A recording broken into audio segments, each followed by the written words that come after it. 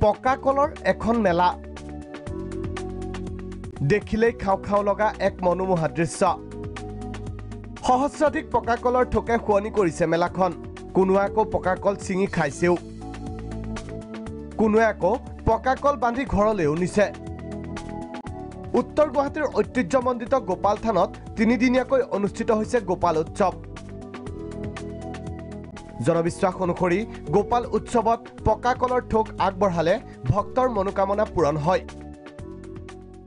এখন শ্ৰী শ্ৰী গোপাল থান আৰু এই গোপাল থানত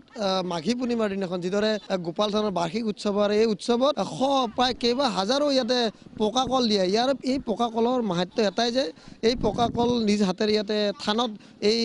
মাঘী পূৰ্ণিমাৰ দিনাখন হাতেৰে বান্ধি দিলে যি মনৰ যি বাসনা যে মনৰ যি ভগৱানৰ ওচৰত প্ৰাৰ্থনা সেই প্ৰাৰ্থনা সফল হয়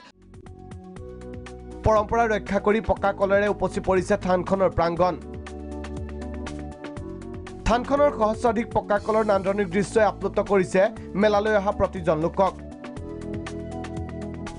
নৰ্থ গুৱাহাটীৰ পৰা নিতুপম মেধিৰ ৰিপৰ্ট প্ৰাগ নিউজ